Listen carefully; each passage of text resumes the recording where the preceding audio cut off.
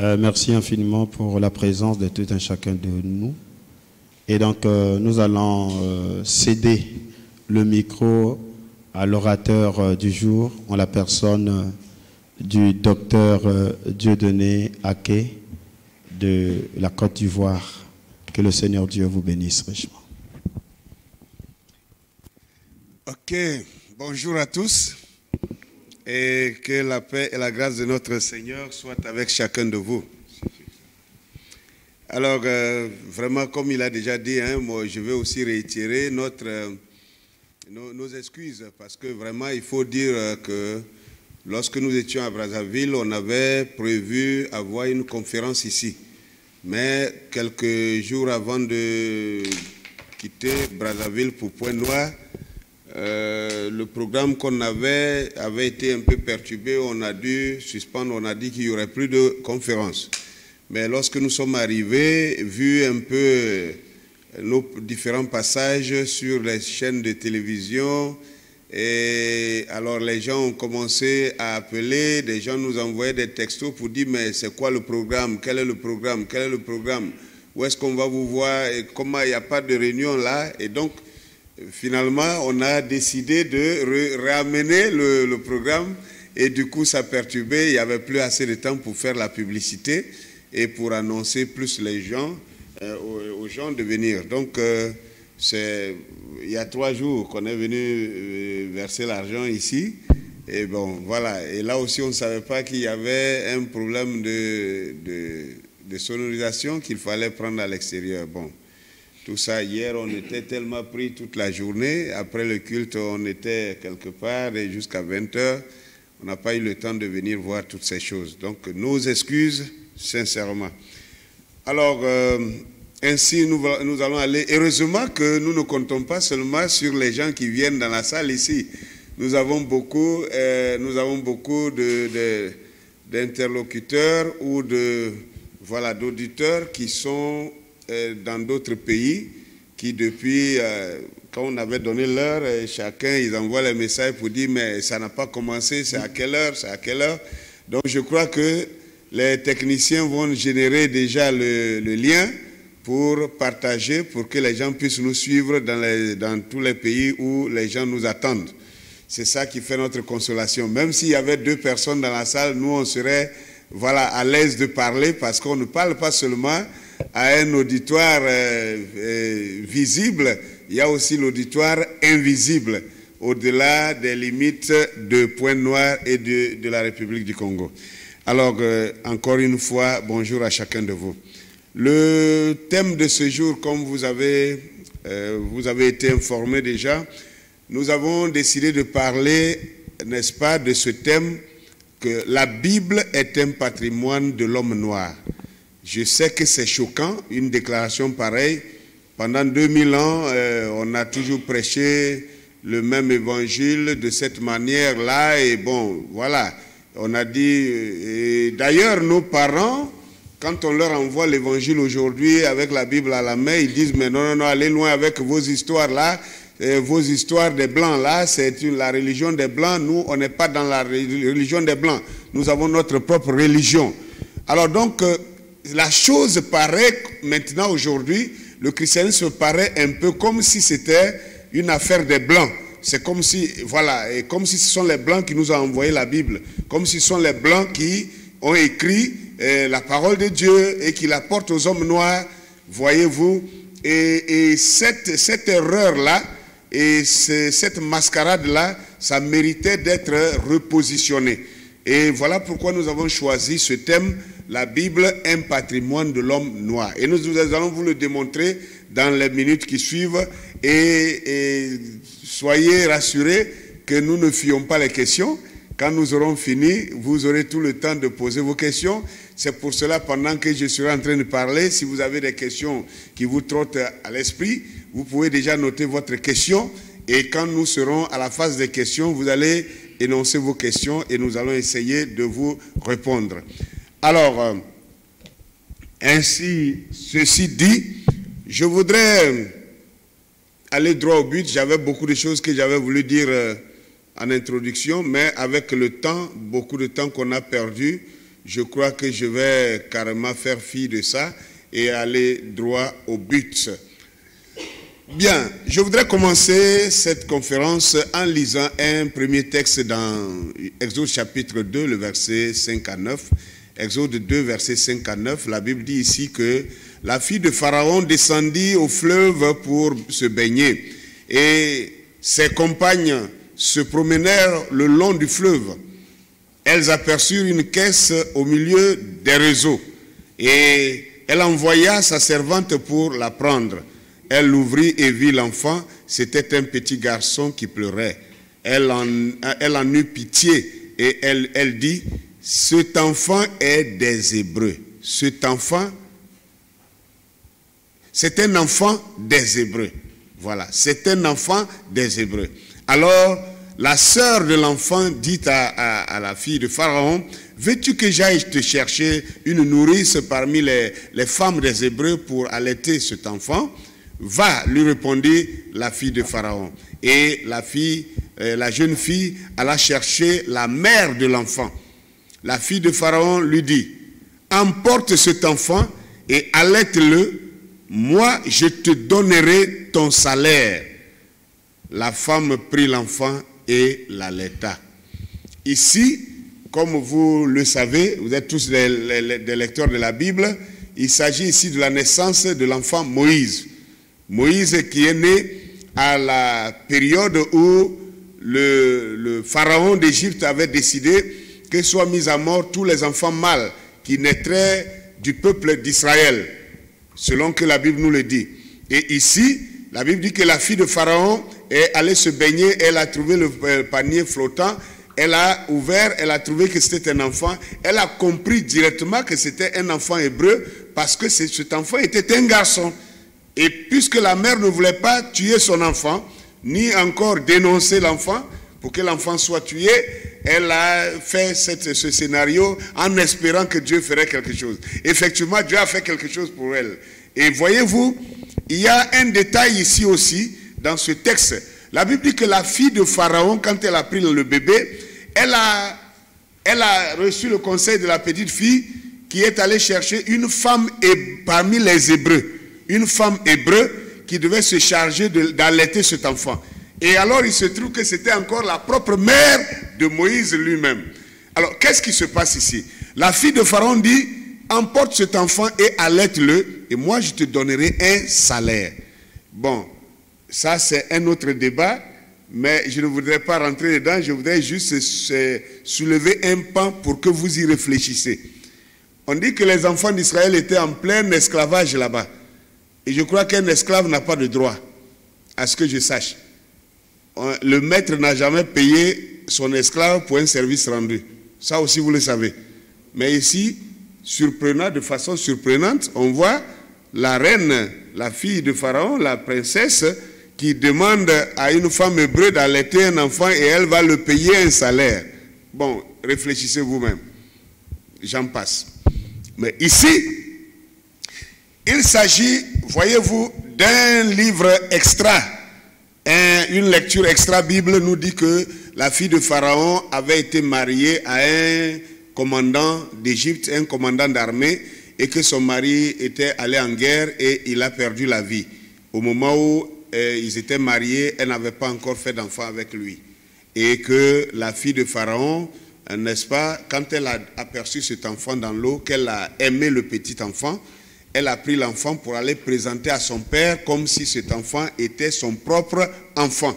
D'où le pharaon a pris l'enfant comme son petit enfant et a aimé aussi l'enfant. Ce que je voudrais ressortir ici, c'est que si nous restons dans notre pensée habituelle, selon laquelle les Hébreux étaient des blancs, si les Hébreux étaient des blancs, alors cet enfant, Moïse, devait être un blanc. Ça, c'est clair. Et s'il était un blanc, sachant tout de même que le peuple égyptien pharaonique était des noirs. Alors, il y a quelque chose qui ne marche pas ici. Pharaon donne l'ordre qu'on tue tous les petits enfants hébreux, et les enfants hébreux, sachant que c'est un peuple blanc, comment sa fille peut ramasser un enfant blanc pour venir, et Pharaon ne va pas s'en apercevoir. Et il va élever son propre ennemi dans sa propre maison. Alors, il y a quelque chose. Hein, l'intelligence nous appelle à réfléchir là-dessus et à comprendre que cet enfant ne pouvait pas être un blanc. S'il était un blanc, Pharaon l'aurait su immédiatement et aurait repris sa fille. Parce que malgré qu'elle soit sa fille, elle n'avait pas le droit de braver la loi, la décision ou le décret du grand roi d'Égypte. Il n'était pas seulement le grand roi d'Égypte, il était le président mondial. C'était la superpuissance mondiale en son temps. N'oubliez pas cela. Donc, sa décision ne pouvait pas être remise en cause, même pas par lui-même. Donc, sa fille n'avait pas de pouvoir pour contredire le décret de son père. Voyez-vous que c'est déjà une preuve que le petit Moïse n'était pas un blanc. S'il était un blanc, alors le canular aurait été démasqué de sitôt. Alors, voyez-vous que nous allons à la suite et nous voyons quelque chose. Excusez-moi. Nous n'avons pas de projecteur, sinon que je vous projetterai. D'ailleurs, est-ce que j'ai besoin de vous projeter ça? Aujourd'hui, c'est prouvé. Tout le monde sait maintenant que tous les pharaons antiques, c'était des noirs. C'est la raison même pour laquelle les Blancs, pour vouloir arracher cette civilisation, ils sont allés en Égypte avec Napoléon, ils ont coupé les nez, ils ont taillé les nez de tous les monuments des pharaons d'Égypte. Vous ne verrez pas un seul monument où le nez est encore intact. Ils ont taillé tous les nez. D'ailleurs, en taillant les nez, ils ont voulu masquer la race de ces pharaons-là, mais ils ne savaient pas que c'est ça même qui a été un signe pour nous de savoir que, voilà, ils ont voulu masquer quelque chose. Amen. Alors, si tel est le cas, nous voyons aussi dans Exode chapitre 2, le verset 16 à 22, vous allez voir que Moïse, quand il devient grand, la Bible dit que Moïse a décidé un jour, il a vu un Égyptien qui frappait un Hébreu, alors qu'il avait déjà la révélation de qui il était. Alors donc Moïse va prendre la défense de l'Hébreu, il va frapper durement l'Égyptien, et par mégarde, l'Égyptien est tombé, il est mort. Et ses propres frères se lèvent pour le dénoncer à Pharaon. Et sachant très bien ce que Pharaon ferait de lui, il a préféré prendre le large. Et il a fui pour aller dans le désert. Et au désert, il tombe sur un Africain, un Éthiopien, qui s'appelait Ruel. Ruel, que pour ceux qui connaissent la Bible, c'est le même monsieur qu'on appelle Jéthro. Ruel ou Jéthro, il était sacrificateur de Madian. Et les Madianites sont des Éthiopiens. Et alors, ce monsieur avait 7 filles. Et nous allons lire ce texte-là. Vous allez voir ce qui s'est passé dans Exode chapitre 2, le verset 16 à 22. La Bible dit que Moïse, en fuyant, il vient tomber sur une scène. C'est que les filles de Ruel étaient des bergères. Et à l'heure d'abreuver les brebis, elles sont allées, elles ont puisé de l'eau pour mettre dans les abreuvoirs. Et alors donc, les brebis devaient boire et les Madianites ont surgi comme d'habitude. Les Madianites, les bergers Madianites étaient des hommes. Donc ils viennent, ils font la force et ils écartent le troupeau des filles et ils font boire leur propre troupeau pour que les filles puissent de l'eau en fait continuellement. Et ils se reposent. Moïse a vu ça, il a trouvé que c'était une injustice et Moïse est venu s'interposer. Et il a frappé les Madianites, il les a chassés et il a fait boire le troupeau des filles de Ruel. Et alors, ce jour-là, comme c'était une scène qui se répétait tous les jours, elles étaient habituées à ça. Quand elles viennent, elles savent qu'elles doivent puiser l'eau et pour faire boire d'abord les brebis, les troupeaux des Madianites avant de puiser pour elles-mêmes. Donc ça leur prenait assez de temps. Mais ce jour-là, quelque chose s'est passé puisque Moïse est venu les défendre. Donc leurs brebis ont bu à temps. Donc elles ont pu faire rentrer leurs brebis à temps. Arrivé à la maison, voilà ce que leur père dit. Au verset 16, le sacrificateur de Madian avait 7 filles. Elles vinrent puiser de l'eau.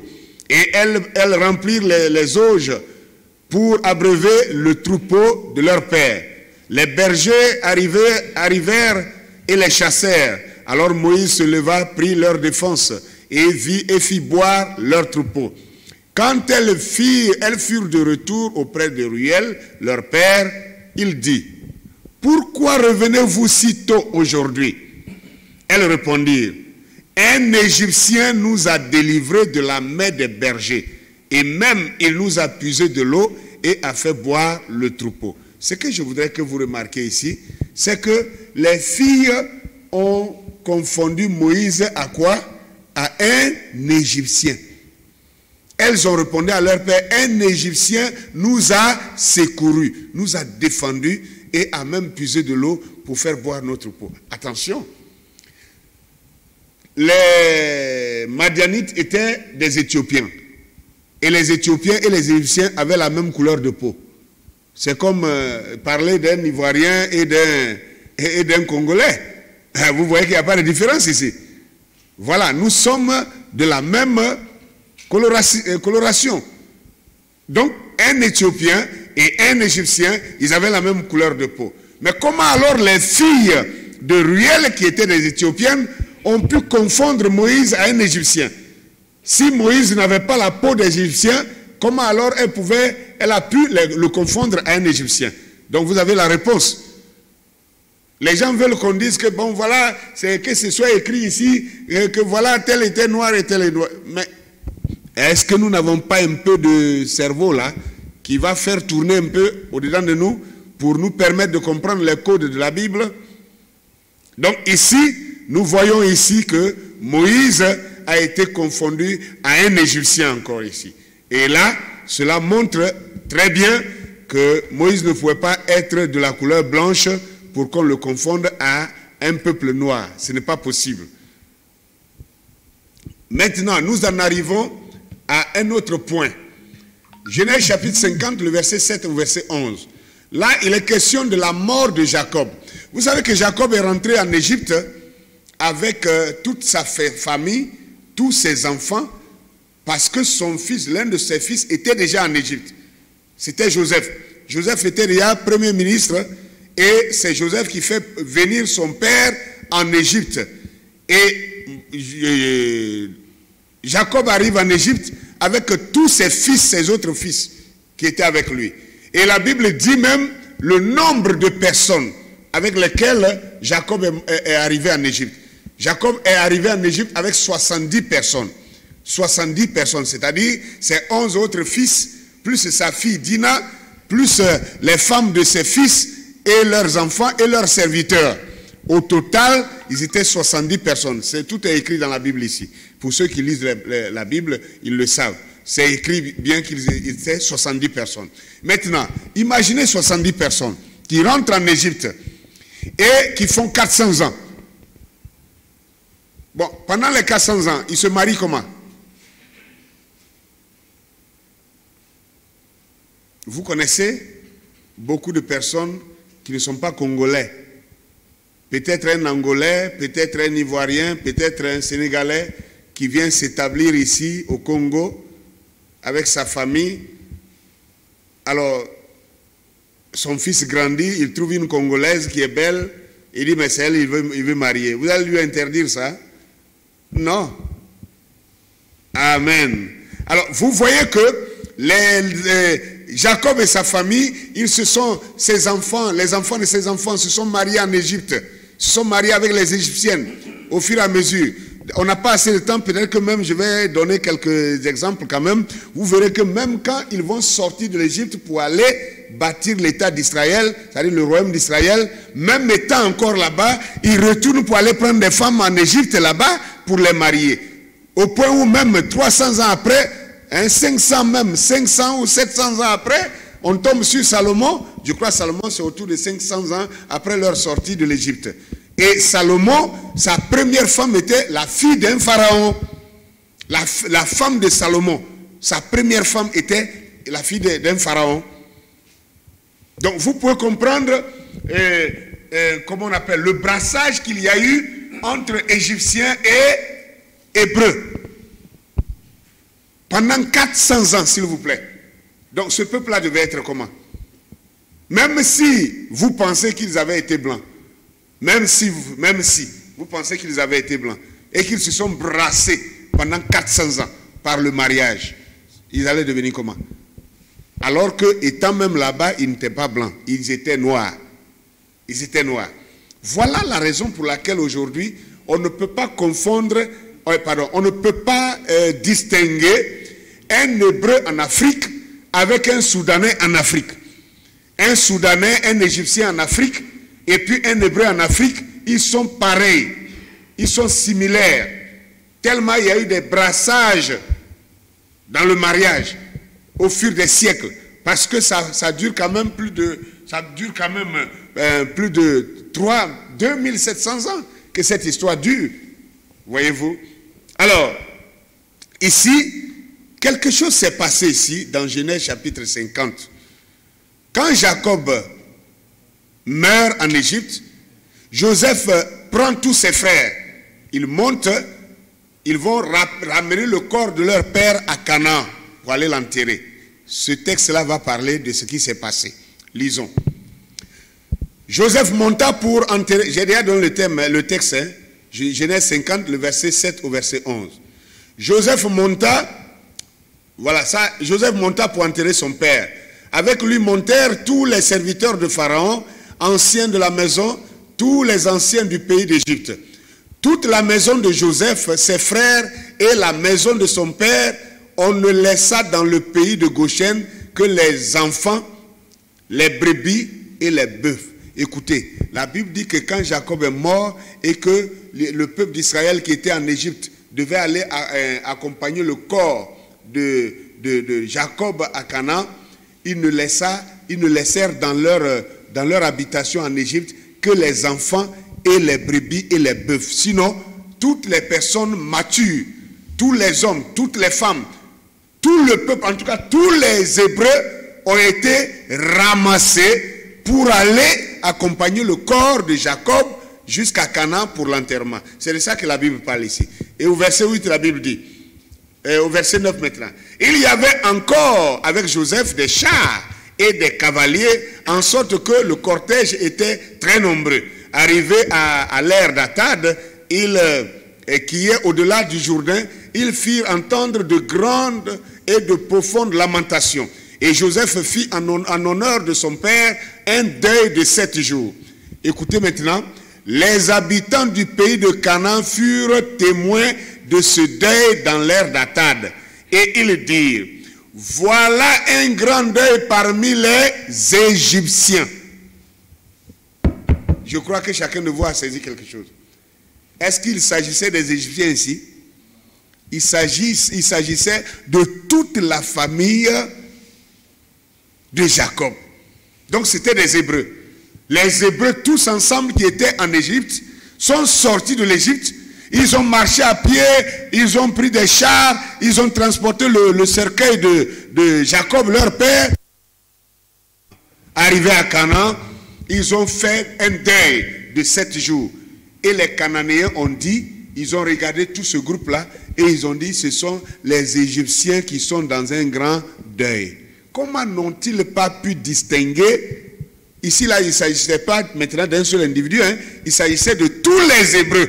Tous les Hébreux qui sont confondus aux Égyptiens. Alors, dites-moi, quelle était la couleur de ces gens-là? Quelle était alors leur couleur?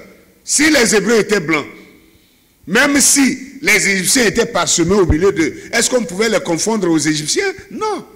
C'est comme si quelqu'un me disait que les Libanais, si les Libanais rentraient ici, même si les Libanais rentraient à 50 ici, 50 Libanais rentraient pour s'asseoir ici, au milieu de nous qui sommes assis ici, là. Est-ce qu'on peut confondre les Libanais avec nous qui sommes assis ici? Ce n'est pas possible. On ne peut pas confondre les Libanais avec les Congolais. Ce n'est pas semblable. On ne peut pas confondre des Français ou bien des Allemands. Si les 50 Allemands rentraient ici pour venir s'asseoir dans cette salle, au milieu de nous, est-ce qu'on pourrait confondre les Allemands avec les Congolais? Ce n'est pas possible. Quelle est la différence? La différence, elle est grande. La différence, déjà la couleur de la peau démontre la grande différence. Alors, nous pouvons continuer et en cela, nous allons prendre un autre texte. je vais d'abord démontrer quelque chose et puis on va rentrer dans le vif du sujet. Job chapitre 30, le verset 28 et le verset 30. Job chapitre 30, le verset 28 à 30. Job disait ici au verset 28, « Je marche noirci, mais non par le soleil. Je me lève en pleine assemblée et je crie. » Au verset 30, il dit, « Ma peau noircit, ma peau noircit et tombe. Mes os brûlent et se dessèchent. » Bon, tout le monde sait que Job était un Hébreu. Si c'est le cas, Job dit ici que lui, il est noirci, mais non pas par le soleil. Quelqu'un qui dit que lui, il est noir, non pas par le soleil. Conclusion, il est noir comment? De naissance. Il est noir de naissance. Il dit, ce n'est pas les circonstances qui m'ont noirci. Je marche noirci, mais non pas par le soleil. Ça, c'est Job qui parle comme ça. Job montre que lui, il est naturellement noir. Il est né comme ça. Il est né naturellement noir. Ce n'est pas le soleil qui l'a noirci. Alors que Job était un Hébreu. Quelle est la conclusion qu'on peut tirer de ça? Moïse confondu aux Égyptiens qui sont noirs. Toute la maison de Jacob confondue aux Égyptiens qui sont noirs. Job, grand prophète ici, dit « Je suis noir », mais ce n'est même pas le soleil qui m'a noirci. Donc je suis né naturellement noir. Un Congolais dira « Je suis noir », ce n'est pas le soleil qui m'a noirci. Parce que tout bon Congolais, tout Congolais, comment on appelle, de souche, naît noir, naturellement noir. Si vous voyez un Congolais, quelqu'un dit qu'il est Congolais et qu'il est blanc, avec des cheveux frisés, alors soit il s'est naturalisé Congolais, mais il n'est pas Congolais de souche. Parce qu'un Congolais de souche, il est noir comme moi, il a des cheveux crépus, il a des lèvres gonflées, il a un nez épaté comme moi. Voilà. On a des traits négroïdes. C'est ça qu'on appelle les traits négroïdes. Un Africain a des traits négroïdes. Même s'il est clair comme un blanc, mais ces traits négroïdes restent les traits négroïdes. Donc ici, nous voyons Job qui dit que lui, il est né noir. Que ce n'est pas le soleil qui l'a noirci. Il est naturellement comme ça. Donc, qu'est-ce qu'on peut dire de tout ça? Parlons maintenant des enfants de Sion. Quand on parle des enfants de Sion, on parle de tous les Israélites, c'est-à-dire tout le peuple d'Israël, c'est-à-dire tous les enfants des 12 tribus de Jacob. Et allons dans Lamentation chapitre 4. Prenons d'abord le verset 2 pour prouver vraiment qu'on veut parler des Israélites. Lamentation 4, verset 2 dit, « Les nobles fils de Sion, estimés à l'égal alors pur, sont regardés, hélas, comme des vases de terre, ouvrage des mains du potier. » Au verset 8, il dit maintenant, « Leur aspect est plus sombre que du noir. » Est-ce que tout le monde comprend ça? Ça, c'est du français, là. Leur aspect est plus sombre que du noir. On ne les reconnaît dans les rues, on ne les reconnaît pas dans les rues, et ils ont la peau collée à leurs os, sèche comme du bois. Il dit leur aspect est plus sombre que du noir. Dites-moi, nous sommes en français ici. Qu'est-ce qui est plus sombre que le noir? Sombre déjà veut dire noir. Moi, souvent quand j'entends des prédicateurs commencer à discuter sur certaines choses, je me demande si c'est de la mauvaise foi qu'ils font, ou bien c'est parce qu'ils ne sont pas intelligents, ou bien ils ne sont pas allés à l'école. Moi, je ne comprends pas ça. J'ai vu des prédicateurs sur des plateformes en train de débattre sur le teint sombre, le teint foncé, ça ne veut pas dire noir. J'ai dit, mais ça veut dire quoi? Ça veut dire quoi? Teint sombre, ça ne veut pas dire noir. Teint foncé, ça ne veut pas dire noir. Ça veut dire quoi? Ça, c'est de la mauvaise foi, ou bien on est ignorant, ou bien on est idiot. Si on est sincère, qu'on est honnête envers nous-mêmes, on comprendra que le français ne nous appartient pas. Les Français là, ceux-mêmes, c'est leur langue là. Eux-mêmes, ils nous disent que t'es foncé, t'es sombre, t'es foncé, ça veut dire noir. Toi, tu discutes quoi maintenant? Ce n'est pas en Vili là. Hein? C'est pas en Lingala. C'est pas en Kikongo, c'est en français. Que le nom du Seigneur soit béni. Alors ici, la Bible dit ici que leur aspect, l'aspect des enfants de Sion est plus sombre que du noir. Alors moi je pense que ce qui est plus noir que le noir, c'est le noir. Ce qui est plus noir que le noir, c'est le noir. Il n'y a pas autre chose qui soit plus noir que le noir. Plus noir que le noir, c'est le noir. Donc il montre ici le teint tellement ils sont noirs, tellement ils sont foncés, que la Bible est obligée de relever ça. Et les gens s'asseyent là pour discuter. Bon, il y en a aussi qui aiment discuter pour discuter. Bon, moi, je n'ai pas cette habitude-là. Voilà. Prenons un texte qui a fait beaucoup de confusion dans les églises, dans les vies des gens. Beaucoup de prédicateurs, moi aussi j'avais prêché comme ça avant, jusqu'à ce que Dieu me donne la révélation que j'ai aujourd'hui, et je reviens pour corriger ça. Cantique des Cantiques, chapitre 1, le verset 5 à 6. Texte bien connu de tous les prédicateurs. Et sur cette base-là, nous avions prêché autrefois en disant, ah donc ça veut dire que tous les hommes, tous les humains étaient blancs, c'est le soleil qui a noirci certains. Donc du coup, on tombe dans le panneau de ce que les Blancs disent, que nous là, nous les Africains, on est noirs par la malédiction. Ce qui n'est pas vrai. Lisons ça d'abord. Il dit ici, je suis noir. D'ailleurs même, c'est une mauvaise traduction ici. On dit, je suis noir, mais je suis belle. En français, ça contredit déjà la beauté.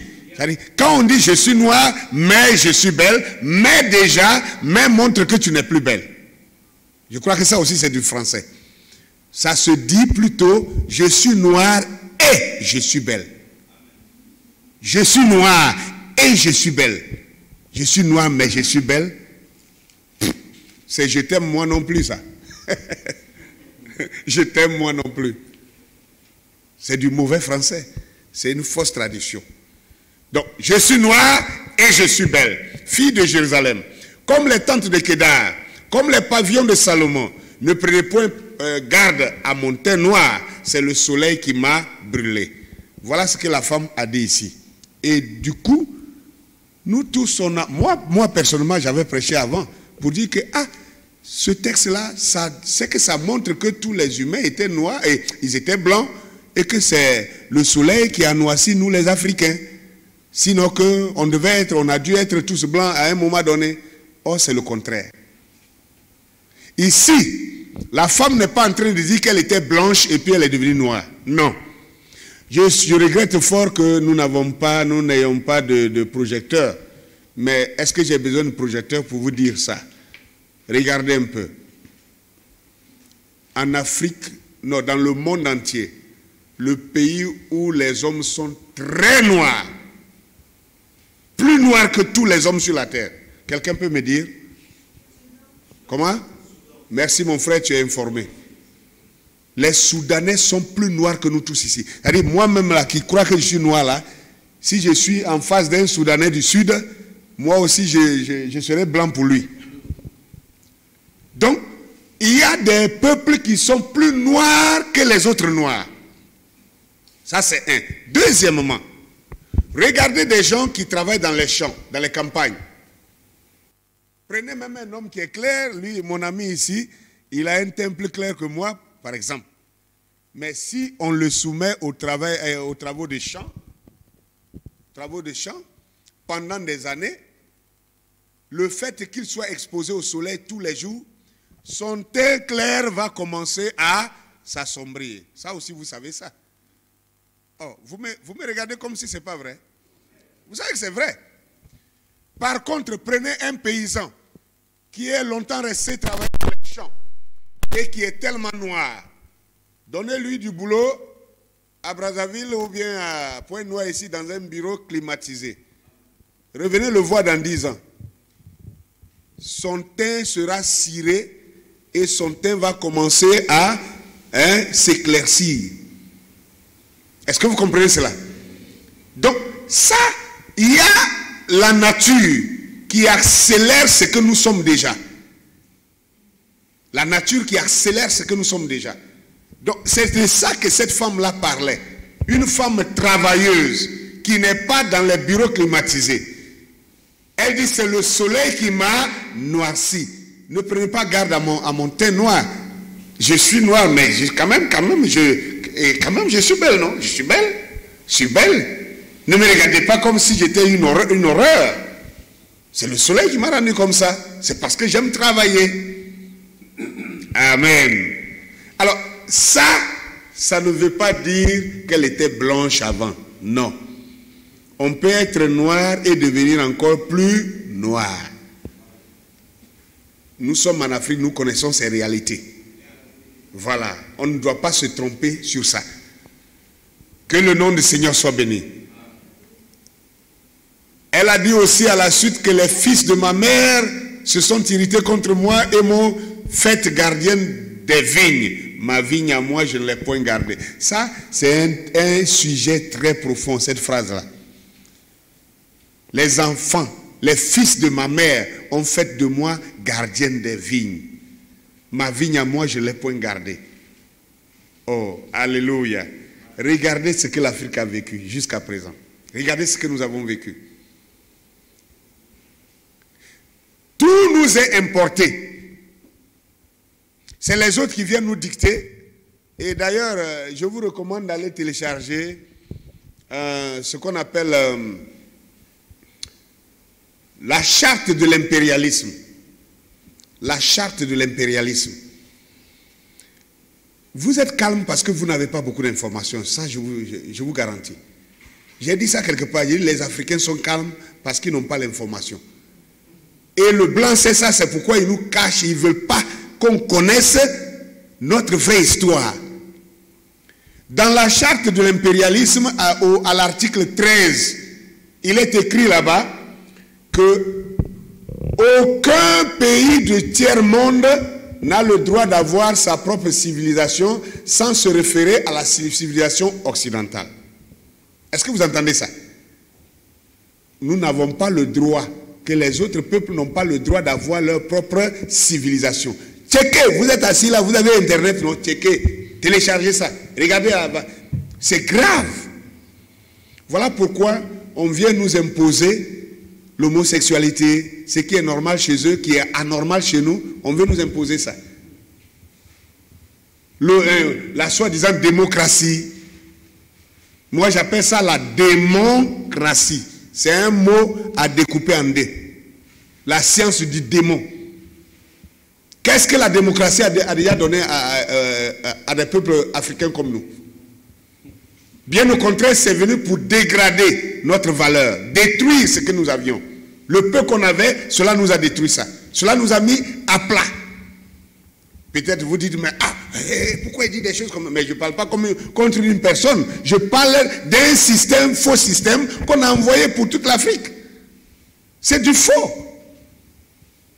Avant 1990, l'Afrique était encore plus paisible qu'aujourd'hui, vous le savez. Un jeune homme ne pouvait pas monter dans un bus, même s'il est le premier à monter, et trouver un vieillard et dire non, ben c'est moi qui suis monté le premier. Il s'assoit et puis le vieillard, avec sa canne, est debout dans un bus. C'était pas possible, mais aujourd'hui c'est possible. On trouve que bon, c'est mon droit, c'est le droit, la liberté d'expression. Liberté d'expression permet aux gens de dire n'importe quoi à n'importe qui. Tout ça, c'est venu par ça. Bon, bref, il ne faut pas que je vais dévier de mon sujet. Mais ça là, c'est une mine à exploiter, cette phrase-là. Ma vigne à moi, je ne l'ai pas gardée. L'Afrique a des vertus qu'elle n'a pas pu exploiter. Alléluia. L'Afrique a des vertus. Et la civilisation africaine si le monde entier avait accepté la civilisation africaine, il n'y aurait jamais eu de guerre sur la terre. Vous le savez. Avançons. Matthieu chapitre 2, verset 13 à 15. Ça, à la naissance du Seigneur Jésus-Christ, la même scène qui s'est passée à la naissance de Moïse en Égypte, la même scène s'est produite à la naissance du Seigneur Jésus-Christ à Jérusalem. Et là, la Bible dit, lorsqu'ils furent partis, c'est-à-dire quand les mages sont venus vers Hérode pour lui dire que le roi des Juifs est né, il s'est enquis de l'information. Il a demandé, mais depuis quand? Ils ont donné la période. Quand ils sont partis, et il dit, bon, allez chercher, si vous l'avez trouvé, venez me dire où il est, moi aussi j'irai l'adorer. Et la Bible nous conclut pour dire, non, non, il voulait aller le tuer. Et donc, regardez, quand il a pris le décret, lui aussi, que tous les enfants qui sont nés dans la période de 2 ans, qu'ils soient mis à mort, alors l'ange de l'Éternel apparut à Joseph et lui dit ceci. Verset 13. Lorsqu'ils furent partis, voici un ange du Seigneur apparut en songe à Joseph et dit, lève-toi, prends le petit enfant et sa mère, fuis en Égypte et reste-y jusqu'à ce que je te parle. Car Hérode cherchera le petit enfant pour le faire périr. Joseph se leva, prit prit de nuit le petit enfant et sa mère et se retira en Égypte. Pourquoi n'ont-ils pas fui en Turquie? Pourquoi n'a-t-il pas dit à Joseph de prendre l'enfant et sa mère pour fuir en France? Pourquoi n'ont-ils pas fui en Pologne? Comme on a bien l'habitude de dire, voilà, les Juifs étaient en Pologne. Vraiment, hein? Vraiment. Que le nom du Seigneur soit béni. Pourquoi sont-ils partis en Égypte? Eh bien, parce que c'était l'endroit où ils pouvaient se camoufler. Puisqu'ils étaient noirs, les Juifs étaient noirs, les Hébreux étaient noirs, l'Égypte était noire. Se cacher là-bas, un Ivoirien qui fait des gaffes qui fuit pour venir au Congo, s'il se cache ici, ce sera vraiment difficile de le retrouver. Hein? Parce qu'on a les mêmes morphologies, on a les mêmes teints, on a pratiquement les mêmes habitudes. Vous comprenez un peu? Mais par contre, s'il fuit pour aller en Tunisie, ce sera plus facile de le repérer. Même déjà par sa couleur. J'espère que tout le monde saisit ça. Que le nom du Seigneur soit béni. Avançons encore un peu, parce que je veux aller un peu plus loin avant de pouvoir toucher le point qui nous concerne cet après-midi. Alors, j'ai dit que j'allais vous donner quelques écritures qui montrent que les Hébreux se mariaient, ils se mariaient avec les Égyptiens, même quand ils sont sortis de l'Égypte. Hein, vous prenez 1 Roi chapitre 11, le verset 1, 1 Roi 11, verset 1, la Bible dit que le roi Salomon aima beaucoup de femmes étrangères, outre la fille de Pharaon, des Moabites, des Ammonites, des Édomites, des Sidoniennes, des Étiennes, etc., etc. Maintenant, ici, je voudrais préciser quelque chose. Ça encore, c'est du français. Vous n'allez pas contredire ça quand même. Parce qu'il dit, le roi Salomon aima beaucoup de femmes étrangères, outre la fille de Pharaon. En français, quand on dit outre, ça veut dire excepté. Je crois bien que je suis dans le français. Tout le monde est d'accord avec moi? Est-ce que j'ai dit vrai? Outre, c'est-à-dire hormis, en dehors d'eux. Donc, regardez, je voudrais vous rappeler que pour un Israélien ou un Israélite, marier une Égyptienne n'était pas un péché devant l'Éternel. Non, non, non, non. L'Égypte ne faisait pas partie des nations dont l'Éternel avait interdit Israël de prendre des femmes. Autrement que quelqu'un me donne la preuve. Il dit ici, Salomon aima beaucoup de femmes étrangères outre la fille de Pharaon. Ça veut dire que les femmes qui ont entraîné le cœur de Pharaon, de Salomon vers l'idolâtrie, la fille de Pharaon était acceptée. Elle n'était pas dedans. Parce que d'ailleurs, nous ne sommes pas sur ce thème, sinon qu'il y a des preuves qui montrent que Israël adorait le même Dieu que l'Égypte. Ça là, c'est choquant, hein? N'est-ce pas? On a retrouvé le cachet du roi Ézéchias. Et le cachet du roi Ézéchias portait quoi?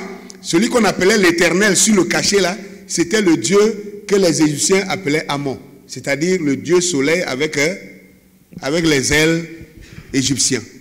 Avec l'ankh égyptien est sur le cachet du roi d'Israël. Attendez. Qu'on arrête de tomber dans la mascarade des Blancs qui ont voulu créer, je ne sais pas quoi, une certaine ségrégation en trouvant que, voilà, Israël, l'Égypte est contre Israël, l'Égypte est l'ennemi d'Israël. C'est des bêtises. C'est des mensonges. Le Blanc a fait ça pour nous cacher réellement l'esclavage d'Israël. À quel moment l'esclavage d'Israël a eu lieu? C'est ça ils ont voulu nous cacher. Et ils ont fait croire que l'Égypte était, les Égyptiens sont contre Israël. Mais en réalité, de toute la Bible, c'est l'Égypte qui a toujours protégé Israël. De toute la Bible. Si on est sur ce thème-là, je peux vous parler de ça du matin jusqu'au soir, avec des preuves bibliques.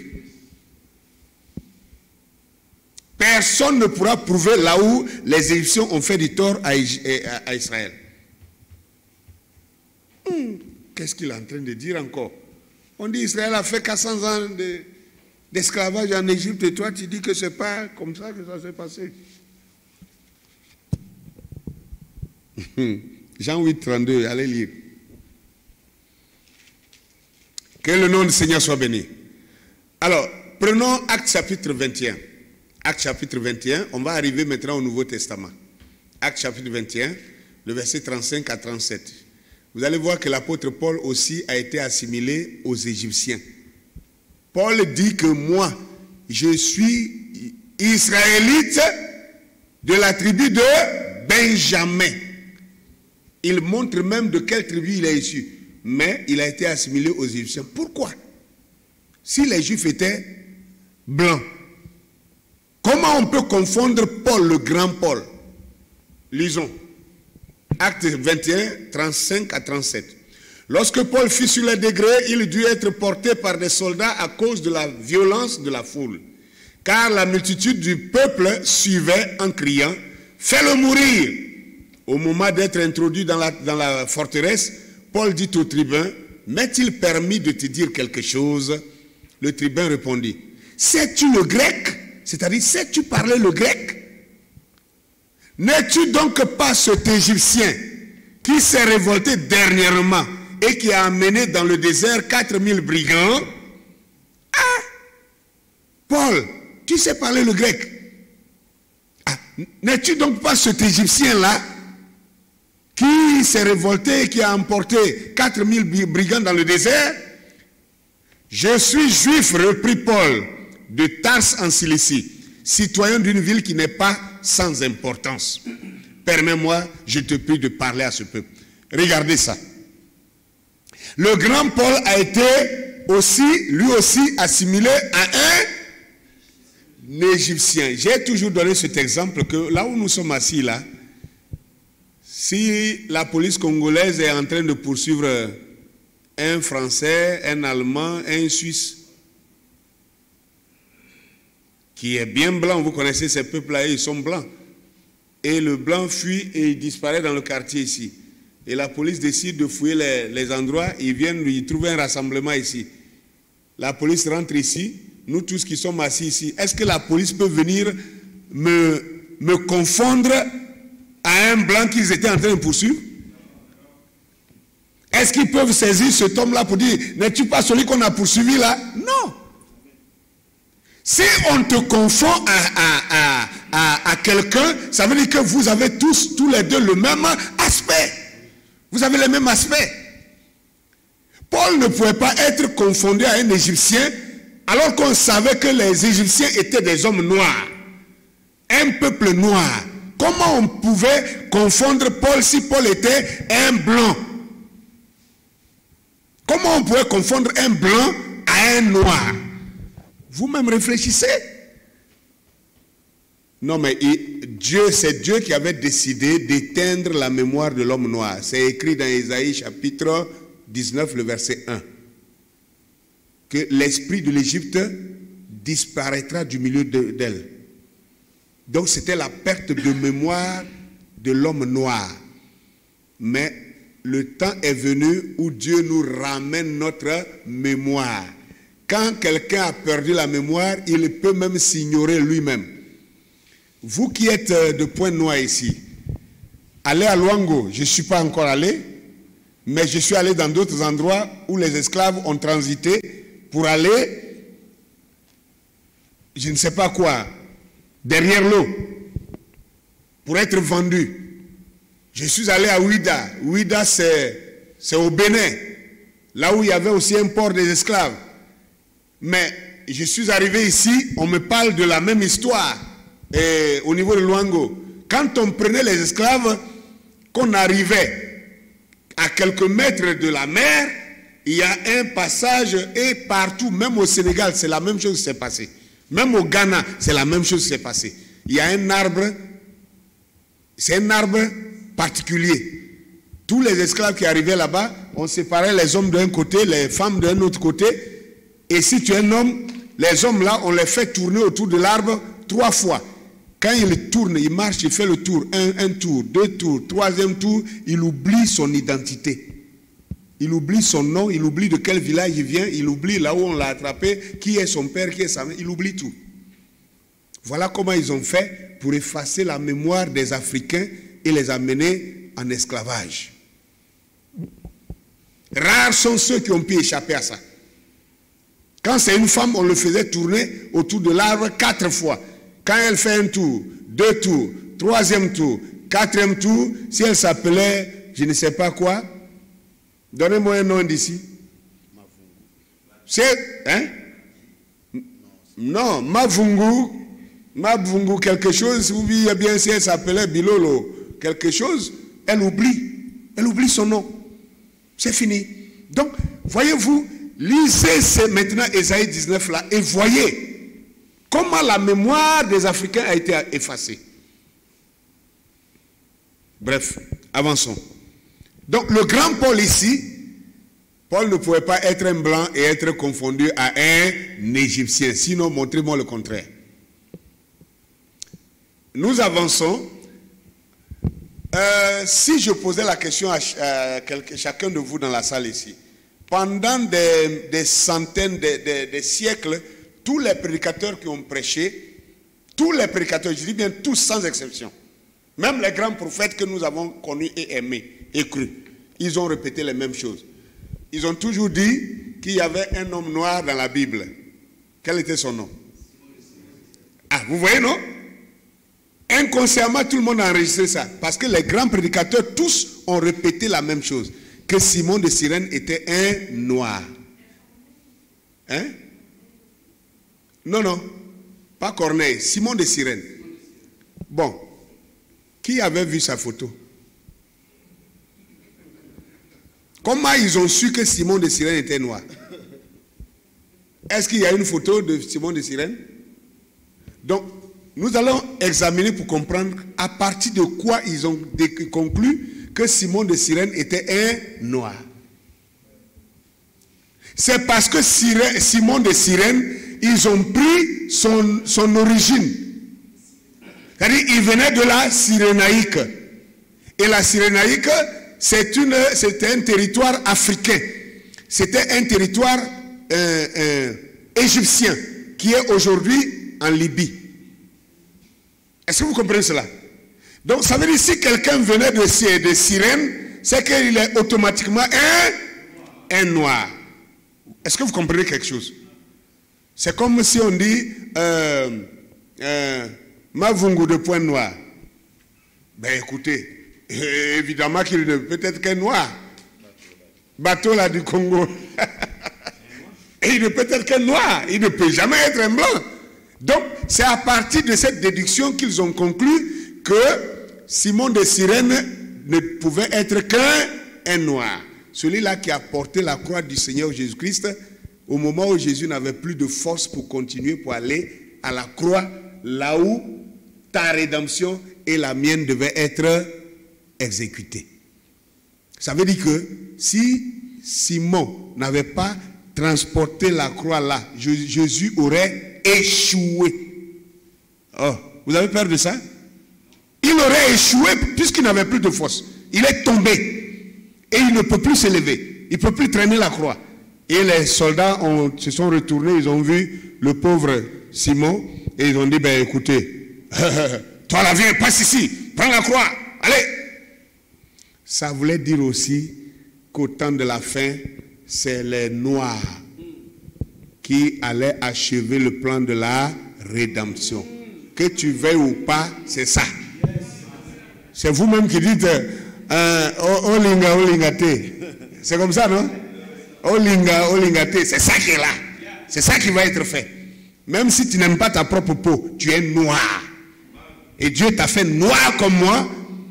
Et tu es noir, tu ne changeras pas. Tu ferais mieux de bénir ta race au lieu de la maudire tous les jours. J'ai horreur des prédicateurs qui... non, l'Afrique qui est maudite. Toi, tu es dans une Afrique, tu dis qu'elle est maudite. Ton Saint-Esprit, là, tu l'as eu où? Tu n'en as même pas.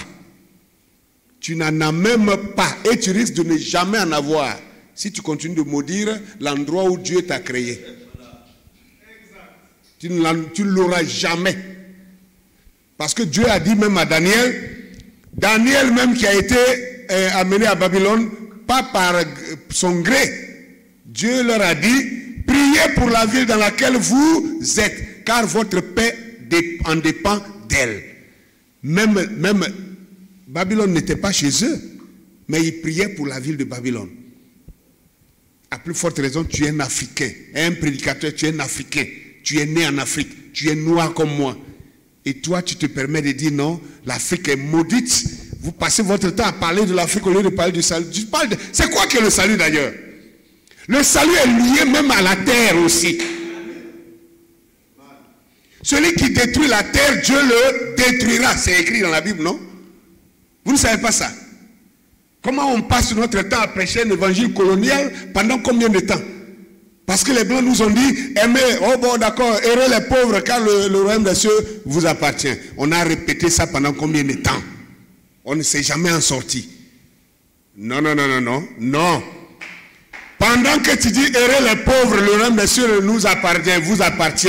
Lui qui dit ça là, qui te prêche comme ça là, lui il creuse en bas, il prend l'or, il prend le diamant, il prend le bauxite, il prend le coltan. Et pour lui, il dit qu'il est chrétien aussi, hein. Mais toi aussi tu es chrétien, non? Mais comment lui te dit toi de ne pas t'intéresser à ça pendant que lui il prend ça?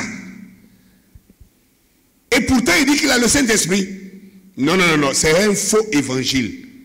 Vomissons ça s'il vous plaît. Pierre, Jean et Jacques, les 12 apôtres, un jour, ils ont fait asseoir Jésus. Ils disent, hey, attends, nous on te croit, hein, on t'aime bien. Tu nous as fait laisser nos entreprises. Il y en a qui pensaient que les apôtres, ils étaient des va-nu-pieds, c'était des vauriens, et puis Jésus les a choisis. Non. Pierre, Jean, Jacques, la Bible dit, ils avaient une compagnie de pêche. Ils avaient des bateaux de pêche. C'était des industries.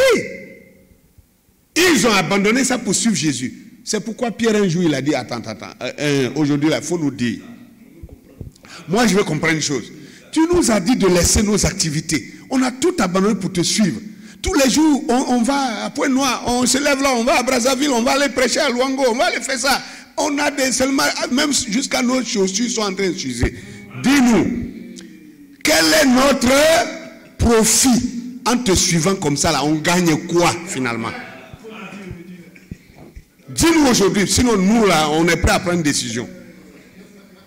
Jésus n'a pas dit, oh non, aimez la pauvreté, quand vous serez au ciel, vous serez bénis. Non. Il a dit, il n'y a aucun d'entre vous qui, à cause de moi, aura laissé son père, sa mère, ses terres, ses biens, ses champs, et qui n'en recevra pas au centuple quand Il dit dans cette vie-ci et dans la vie éternelle. Comment maintenant vous voulez que nous on continue à répéter qu'on doit aimer la pauvreté pour atteindre le ciel? Quel ciel? Vous ne savez pas que le ciel se trouve ici? Détrompez-vous, le ciel n'est pas au-dessus des bâtiments. Le ciel, c'est sur la même terre ici. Ce n'est qu'une simple dimension. Voilà la différence entre celui qui répète un prophète et celui qui le croit. Vous répétez tout le temps. Ah non, tel prophète a dit que le ciel, ce n'est pas une hauteur, c'est une atmosphère. Mais si vous comprenez ça, vous devez changer votre manière de prêcher. Vous devez comprendre que vous devez entretenir la terre sur laquelle Dieu vous a placé. Parce que même après l'enlèvement, l'épouse reviendra sur la même terre ici. Elle va revenir vivre sur cette même terre. Jésus même là, il viendra vivre sur cette terre ici. Même après le millénium, d'abord le millénium, tout ça c'est sur la terre ici. Même après le millénium, quand l'éternité commence, nous serons toujours sur la terre ici. Ce n'est pas ailleurs. Donc arrêtons de détruire la terre en imaginant qu'on va aller au ciel. On serait pareil aux Américains qui bombardent la terre partout et s'en vont chercher des places sur la lune. Il n'y a pas de place pour vivre sur la lune. Qui se détrompent, qu'ils reviennent demander pardon aux habitants de la terre, on va vivre ensemble ici. Il ferait mieux de détruire leurs armes de destruction massive parce que vous allez détruire tout le monde, vous détruisez la terre, vous n'aurez plus un endroit où vivre. Dieu n'a pas permis ça. Il n'y a pas de place aussi dans les nuages. Il n'y a pas de place sur Mars ni sur Jupiter pour un être humain. Qu'on arrête de nous mentir. Donc aimons Dieu, mais protégeons notre environnement. Que Dieu soit béni. Bien. Alors si Simon de Cyrène était un noir à cause de son origine, je vous donne un autre noir ici. Acte chapitre 18, le verset 24.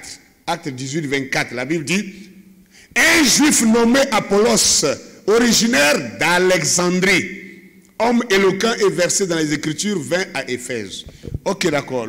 Ok, lui aussi, il était originaire d'où? Donc Apollos était quoi? Si on parle sur la même base, hein, parce que Alexandrie, ce n'est pas en Europe. Alexandrie, c'est une terre égyptienne, c'est africain. Et donc, Apollos, originaire d'Alexandrie, noir, Paul, noir. On va avancer. Acte chapitre 13, verset 1. Acte 13, verset 1. Il y avait dans l'église d'Antioche des prophètes et des docteurs. Barnabas, Siméon, appelé Niger, Lysius de Cyrène, Manahen, qui avait été élevé avec Hérode le tétrarque, et Saul. En lisant ça, on ne voit rien. Vous n'avez rien vu, mais moi je vois tout ici. On reprend. Il y avait dans l'église d'Antioche des prophètes et des docteurs. Barnabas, Siméon appelé Niger. Si je laisse à la réflexion profane, d'après vous, Siméon appelé Niger, ça veut dire quoi alors? Ça veut dire que Siméon est... Pourquoi tu dis nègre? Hein? Alléluia. Voilà quelqu'un qui sait quelque chose. Niger en grec, non, en latin et en hébreu, ça veut dire la même chose, ça veut dire noir. C'est pourquoi quand vous prenez la version, la Bible, la version le semeur dit ici que Barnabas, Siméon surnommé le noir. Siméon surnommé le noir. Donc maintenant, relisons maintenant avec cette version. Il y avait alors à Antioche, dans l'église qui se trouvait là, des prophètes et des enseignants. Barnabas, Siméon surnommé le noir, Lysius originaire de Cyrène. Alors, encore voilà un cohabitant de Simon de Cyrène. Donc il était quoi? Donc Lysius de Cyrène noir. Manahem qui avait été élevé avec Hérode le gouverneur. Et Saul. Saul, c'est Paul. Nous avons prouvé que Paul était déjà noir. Donc si Paul est noir, l'issue de Cyrène, noir. Siméon, surnommé le noir, noir. Il reste qui? Barnabas, c'est lui qui doit être blanc. Je vais vous poser une seule question. Chacun de vous, quand vous avez été converti, là, quand on vous a prêché l'évangile que vous avez cru, la première personne à qui vous êtes allé parler de cet évangile pour chercher de le convaincre, là, c'était qui? Vos parents ou alors vos amis. Chacun ne prêche qu'à ses proches. Donc je ne pense pas que Siméon était noir et que Lucius était noir, que Paul était noir et que Barnabas, lui, il était blanc. Vous comprenez, non? C'était des amis. Donc vous voyez les fondamentaux, les hommes même qui ont fondé l'église du Seigneur Jésus-Christ, ces gens-là sont noirs. Et vous venez me dire que la Bible c'est un document des blancs. Vous tirez vos preuves où? C'est qu'aujourd'hui là, vous allez me montrer ça aussi. Vous tirez ça d'où? Vous allez me dire ça. Alors, je vais aller plus loin, je vais aller vite maintenant parce que là, on me montre que le temps, j'ai déjà épuisé le temps, c'est ça? Ah non, mais j'ai fait 1 heure déjà. Hein? Waouh! Désolé. Bon, d'accord, je vais sauter des choses, peut-être que dans les questions, je pourrais rentrer dedans. Maintenant, je voudrais... Il y en a qui disent non, vraiment, votre conférence là, si vous voulez que nous on vienne là-bas, il faut qu'on parle de la Bible seulement et du prophète. Quel prophète? Vous parlez de quoi? Le prophète dont vous parlez là, je le crois plus que vous-même. Et il lisait les livres d'histoire. Un prophète, même si Jésus vient tout à l'heure, il ne nous interdira pas de lire l'histoire. Parce que Jésus sait que l'histoire fait partie de la vie. L'histoire c'est quoi? L'histoire ce sont des faits. Ce que nous sommes en train de faire aujourd'hui là, dès qu'on quitte la salle, demain matin, ça deviendra l'histoire. Alors si quelqu'un a écrit ça dans un livre, parce que ce n'est pas la Bible, vous allez dire que ce n'est pas vrai, que nous on n'était pas ici. Vous allez nier ça? De quoi on nous parle même? Moi, je n'ai pas cru le message pour devenir aliéné. Non, ce message-là, c'est pour allumer notre cerveau. Ce n'est pas pour nous endoctriner, pour nous, je ne sais pas quoi, pour nous aliéner et nous abrutir et nous rendre bêtes. Non. Écoutez bien ce que les historiens ont dit ici. Moi, je lis l'histoire. Comme on le dit en français ivoirien, je lis l'histoire bien. Si ça ne plaît pas à quelqu'un, qu'il prenne ça comme il veut. Moi, je lis l'histoire parce que l'histoire, ça ouvre mon intelligence. Dans la Bible, il y a l'histoire. Dans la Bible, il y a la science. Dans la Bible, il y a l'histoire, la géographie. Dans la Bible, il y a tout. À moins qu'on soit des bouchers. Non, il ne faut pas... si vous voulez lire l'histoire là, c'est que vous n'êtes pas du message. C'est toi qui m'as mis dans le message, c'est toi qui mets les gens dans le message. Quand tu parles comme ça, c'est la preuve que toi, tu n'es même pas un croyant. Tu es loin de croire la parole de Dieu. Vous avez sectarisé le message au point où vous faites que les gens ne croient même plus le message. C'est honteux là.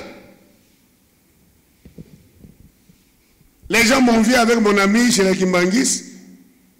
Ils ne posent pas la question comment ils sont arrivés là-bas. Ah, ils sont partis chez les Kimbangis. Donc, j'ai dit d'abord, moi j'aime la guerre. Hein. Tu me provoques, on va faire la guerre.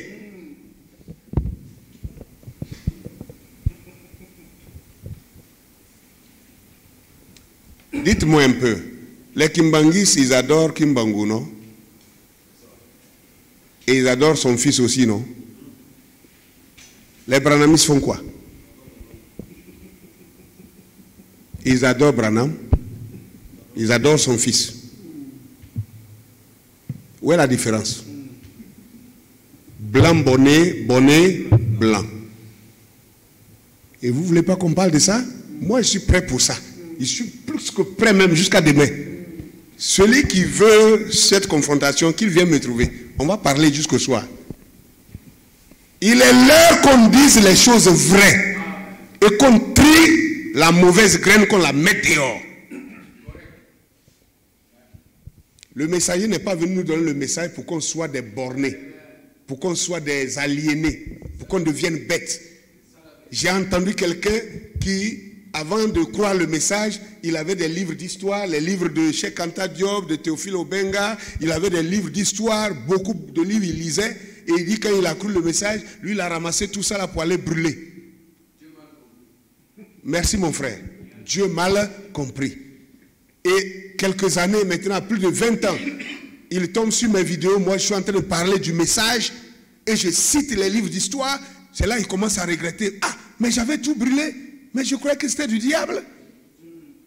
Un intellectuel qui est devenu un abruti. Est-ce que le message est venu pour nous abrutir? Non. Bon, je suis désolé pour ceux qui ne savent pas de quoi je parle. On va lire quelques livres d'histoire. Des Jews et Négros, pour ceux qui veulent, des Jews et Négros. C'est un livre qui est écrit en anglais. Donc le titre, c'est le thème du livre, c'est des Jews et Négros. Ça veut dire simplement le juif est noir. Déjà par l'intitulé même du livre, vous comprenez ce que ça veut dire. À la page 7 de ce livre-là, il dit ceci. Il dit les juifs originaux étaient cependant des hommes courts, des gens noirs du type longue tête. Les juifs originaux étaient noirs et descendent tous des mêmes pères. Bon, que quelqu'un vienne me dire le contraire, je crois que cet homme-là, pour conclure ça, il a dû lire aussi la Bible. Hein? Dans un autre livre, bon d'abord, l'auteur de ce livre-là, c'est Arthur Talmage Abernethy. Arthur Talmage Abernethy. Il y a un autre qui a écrit les tribus perdues d'Israël. Elle, c'est une femme. L'auteur, elle s'appelle Edith Bruder. Edith Bruder, son livre est là, il faut leur montrer ça. Edith Bruder, à la page 42, il dit ceci. Il dit, au XIIe siècle, Benjamin de Tudel apporta également l'information que les Juifs peu nombreux vivaient dans le Sahara, dans une contrée nommée Couche. Il précise que ces Juifs entreprenaient des voyages de 50 jours en caravane vers le Ghana, menacés par les vents de sable pour rapporter le cuivre, du sel, de l'or et des bijoux. Et il les décrit comme étant des enfants de Couche qui lisent dans les étoiles et ont la peau noire. Voilà. Le livre dit aussi que les enfants d'Israël, que lui il a découvert, ils sont de peau noire. Vous prenez un autre livre, The Tribute for Negro. The Tribute for Negro, ça c'est en anglais. Malheureusement, les grands livres qui parlent de ça, la plupart sont des livres en anglais. The Tribute for the Negro. L'auteur c'est Wilson Armistead. Et il a écrit le livre depuis 1848. Il dit ici, j'ai pris seulement des phrases, il a dit, les descendants des Juifs originaires de Judée, c'est-à-dire, entre parenthèses, Juda, installés sur les côtes ouest d'Afrique, sont noirs. Donc, lui, il précise que les Judéens, quand ils ont fui Israël, ils sont venus vers les côtes ouest africaines et ils étaient de couleur noire. C'est aussi clair que ça. Dans l'autre livre, Memoirs of Secret Service, les mémoires des services secrets, l'auteur c'est John Mackey, et lui aussi c'est 1733, il a écrit en 1733. Il dit que les Juifs et les Jacobites étaient des Noirs. Donc, aussi, un autre auteur qui dit The Order in Jew Thought and History. Et l'auteur c'est Lawrence. Et il dit aussi que le consensus général à la fin du 19e siècle est que les Juifs étaient noirs. Bon, il y en a beaucoup, je vais vous épargner ça, mais je vais lire juste un dernier ici et puis passer à quelque chose. Encyclopédie of Judaism, c'est-à-dire les encyclopédies du judaïsme. L'auteur c'est Sarah Karesh. Et il dit ici aussi, lui aussi il confirme que les Juifs espagnols et portugais noirs, il a mis entre parenthèses noirs, ont été envoyés dans les îles habitées de Sao Tomé et du Cap Vert. C'est-à-dire lors de la dispersion, quand on a chassé les Juifs de l'Europe, de l'Espagne et de Portugal, on les a ramassés pour venir les déposer sur l'île de Sao Tomé et de Cap Vert. Vous voyez que notre problème avec ceux qui contestent, ce n'est pas un problème fondamental, c'est un problème de connaissance et d'ignorance plutôt. C'est l'ignorance qui fait que les gens contestent. Quelqu'un qui a l'information, c'est pas à discuter. C'est pas à discuter. On vous montre même où ils sont. Alors, maintenant, pour véritablement tomber dans le thème, parce que là, permettez-moi de prendre 20 minutes pour parcourir ça rapidement, que la Bible est un patrimoine de l'homme noir. Nous venons de parcourir déjà quelques morceaux, pêle-mêle, parce que le temps étant tellement très compressé.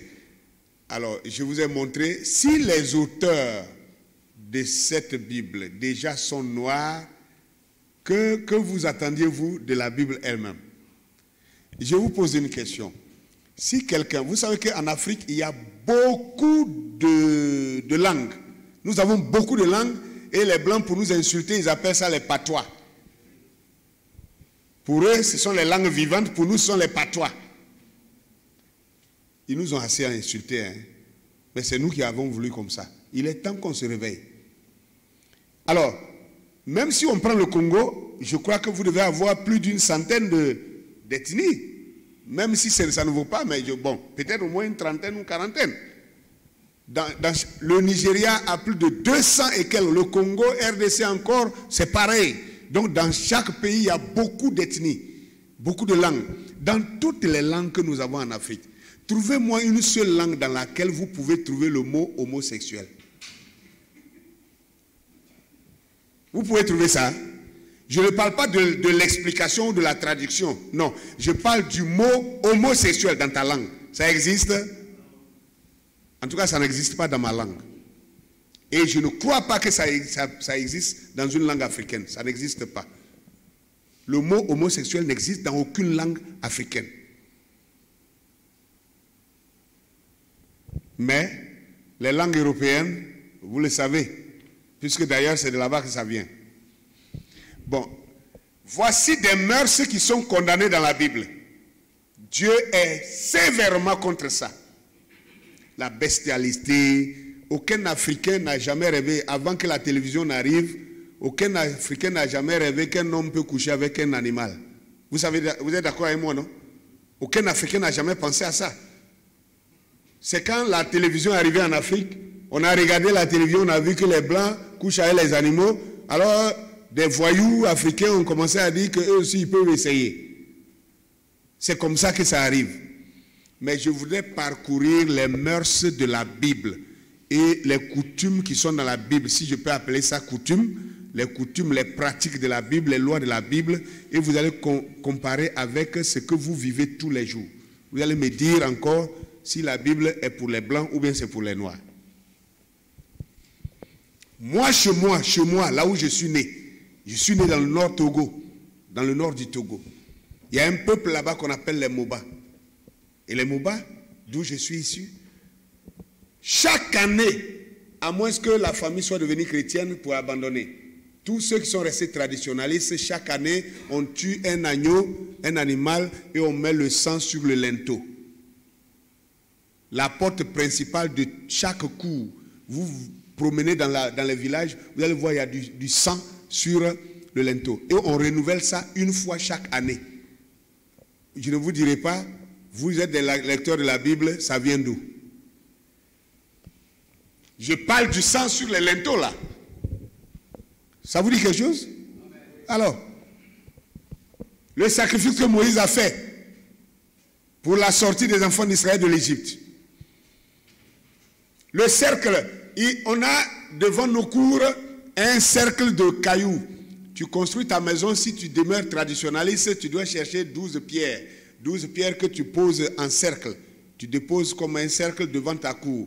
Et il y a un certain arbre là qu'on plante au milieu. On met du sable blanc. Et chaque année, on doit immoler un agneau au milieu de ce cercle-là. Et l'agneau là, avant de l'immoler, on doit laver sa tête, on doit laver ses 4 pattes. Vous êtes des lecteurs de la Bible, non? Vous savez ce que ça veut dire, non? Ou bien vous ne lisez pas la Bible? On dirait que là, vous êtes un peu perdu. L'agneau du sacrifice dans le temple en Israël, pour l'immoler, il fallait d'abord le laver dans une cuve. Comment est-ce que moi, mes parents, de génération en génération, ils font cette chose-là? On dit non, bon, eux, ils n'ont rien à voir avec la Bible. Mais voilà comment eux vivent. Ils ont eu ça où? On continue. L'enterrement. Quand on va enterrer quelqu'un, ça, on le fait jusqu'à présent. On va enterrer quelqu'un aujourd'hui. Quand on finit, si c'est un enterrement, voilà, comment on dit ça, simple là, où on a creusé, on a mis le corps dedans, on a mis la terre dessus, on verse de l'eau dessus, sur le dépôt de terre là, et puis tout le monde recule pour partir. Et très tôt le matin, les vieilles personnes ou les vieilles femmes doivent aller pour regarder la tombe. C'est obligatoire. Vous ne pouvez pas enterrer un corps et puis le lendemain, personne ne va là-bas. Vous devez aller regarder. On va aller pour visiter la tombe. N'est-ce pas ça que Marie et Magdala et l'autre Marie sont allées faire lorsqu'elles ont constaté la résurrection du Seigneur? Point d'interrogation. L'autre chose, c'est que anciennement, avant qu'on enterre avec les cercueils, autrefois quand nos parents, moi j'ai vu ça au moins, parce que je suis né au village, j'ai grandi un peu avant d'aller en ville, donc j'ai vécu ces choses-là, j'ai vu l'enterrement à l'ancienne mode. On creusait un trou rond comme ça, comme un puits, on creuse, on descend un mètre, et on creuse en bas, ça fait un T. Est-ce que vous voyez un peu? Ça fait un T en bas. On prend le cadavre, on le fait entrer, on le fait coucher dedans. Et celui qui l'a enterré ressort. Et quand il ressort, on cherche un gros caillou, on pousse pour venir fermer sur l'entrée. On ne met pas la terre sur le cadavre. Et puis on ferme le trou et on met maintenant la terre autour. Donc le cadavre il est dedans, il y a du vide dedans. Si c'est un homme, on attend 3 ans. 3 ans, ça veut dire que la chair a pourri déjà. Il reste seulement les os. Donc on va venir par une cérémonie, on décape, on va enlever la terre là, la pierre, et puis on fait des cérémonies, des incantations ou je ne sais pas quoi. Et puis après maintenant, on creuse la terre pour l'enterrer pour toujours. Bon, ça vous allez dire, mais ça là, ça a quoi à voir? Mais lisez bien la Bible, vous allez voir qu'un jour Israël était en guerre. Et pendant qu'ils étaient en guerre, on dit que quelqu'un était mort, il partait pour enterrer quelqu'un au cimetière. Et pendant qu'ils transportaient le cadavre, les guerriers ont surgi pour les attaquer. Et dans leur fuite, ils ont jeté le cadavre dans la tombe ancienne où on avait enterré Élisée. Et la Bible dit que le cadavre est tombé sur les os d'Élisée. Dès que le cadavre a touché les os d'Élisée, il est ressuscité. Vous connaissez ce texte-là, non? Maintenant, dites-moi, comment quelqu'un qu'on a enterré pendant des années, il a pourri déjà, jusqu'à ses os, il reste les os.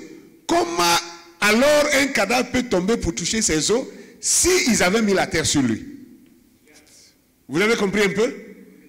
Je me pose la question, est-ce que ce n'est pas une cérémonie comme ça que les gens étaient allés faire? Ils ont ouvert la pierre et les os d'Élisée étaient restés là. Est-ce que ce n'est pas durant cette pratique que les gens ont jeté le cadavre dedans? Sinon, un corps qu'on a enterré, on a mis la terre dessus, on ne voit pas ses os. Vous avez compris un peu? Ça, Ce sont mes recherches maintenant, je commence à faire des rapprochements pour voir qu'est-ce que ça veut dire. On avance encore.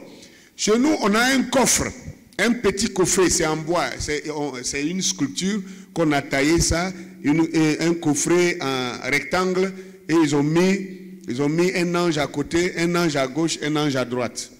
Nous appelons ça le baon. Et ça, on adore ça. Donc, c'est un petit coffret comme ça, on a mis une statuette ici et une statuette là, qui se regardent face à face. Ça vous dit quoi? L'arche de l'alliance. Comment ces gens-là savent toutes ces choses-là? On avance. Quand tu perds ton père ou ta mère, tous les enfants doivent se raser la tête. Vous savez que c'est une pratique biblique. Je crois que vous vous retrouvez dans ça aussi ici. On avance.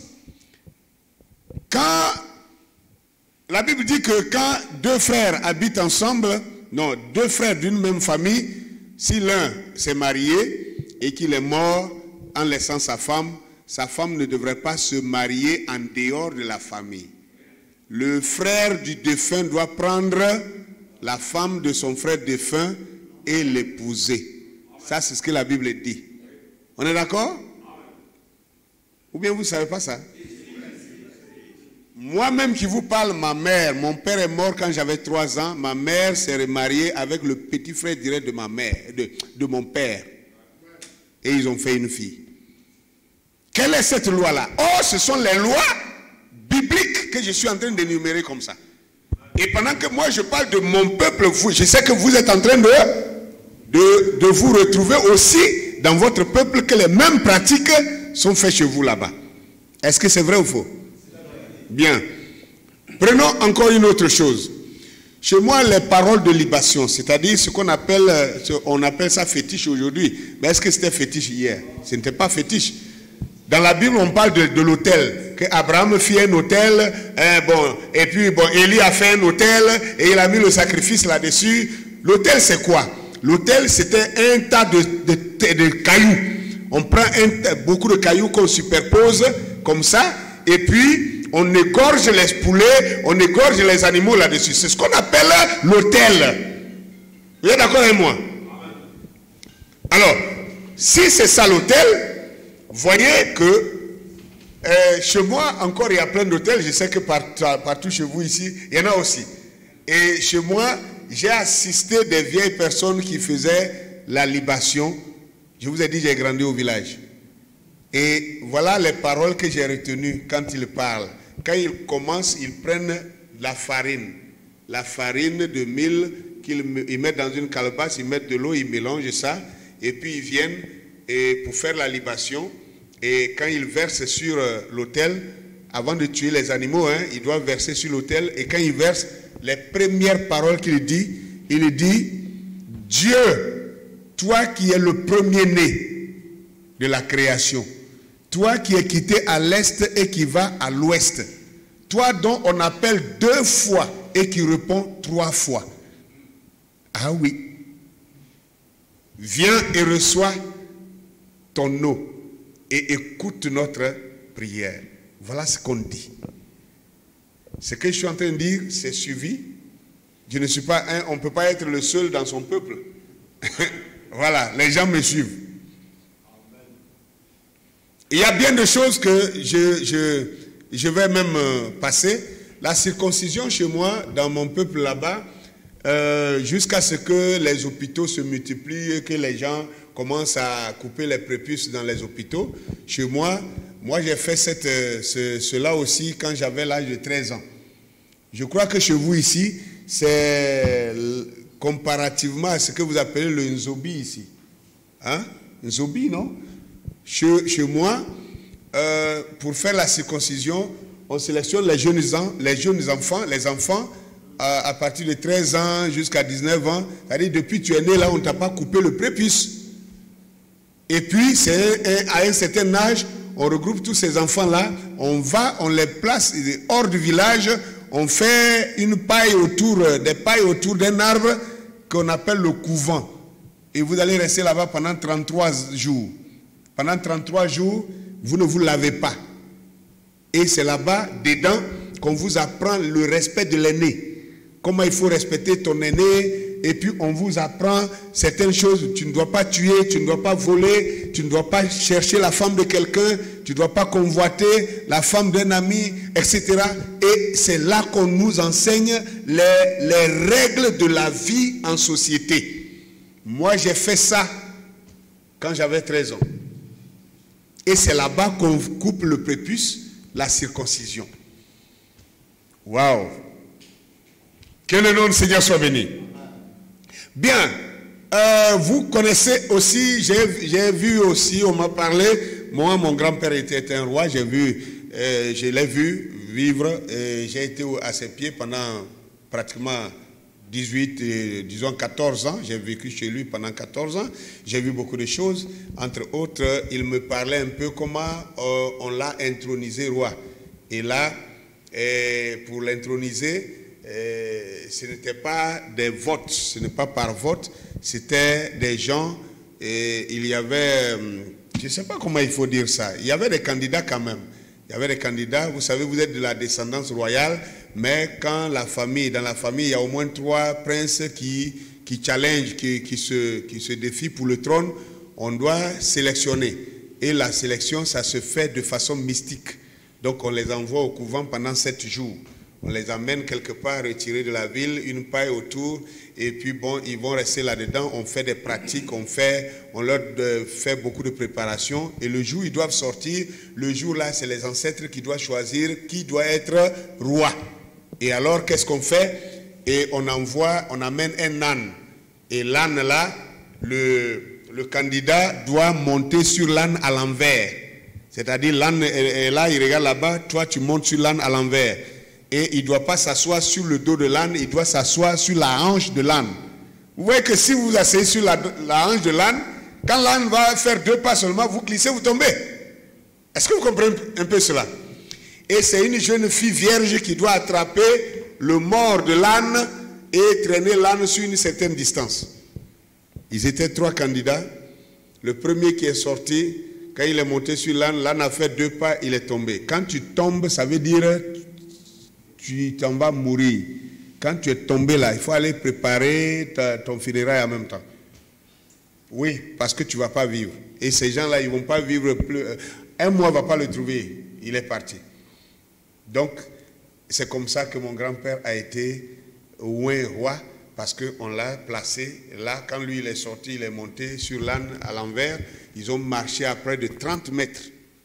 Et il est assis indemne. Il ne doit pas attraper l'âne non plus. C'est-à-dire il est assis, il a des choses dans la main, et puis il est assis à l'envers, et puis l'âne est en train d'avancer, et lui il regarde derrière. Et il ne tombe pas. C'est ça qui montre que les dieux l'ont choisi. Oh, que Dieu soit béni. Bon, peut-être vous allez dire, mais il raconte maintenant quoi là? Tout ça là, ça a quoi à voir avec la Bible? Allez voir comment on a intronisé Salomon dans la Bible. Allez lire ça. Je n'ai pas assez de temps pour ça. Mais allez lire ça. Je crois que ceux qui ont déjà lu savent de quoi je parle. David, à sa mort, avant de mourir, il a dit, quand il a appris que Adonis était en train de prendre le trône, alors qu'il n'avait pas cédé le trône à Adonis, il a dit à Joab, rapidement, prends mon âne. Il n'a pas dit, prends mon cheval. Il dit, prends mon âne et cours dans la vallée de, comment il a appelé cette vallée, et il dit, là, tu oindras et va avec Sadoc et vous allez oindre Salomon mon fils qu'il monte sur mon âne. Bref, il y a ce que nous on appelle en Côte d'Ivoire dans le peuple bété par exemple le gopo. Vous vous souvenez du gopo, vous les Ivoiriens? Bien, le gopo c'est quelque chose que vous connaissez ici aussi quand quelqu'un a menti.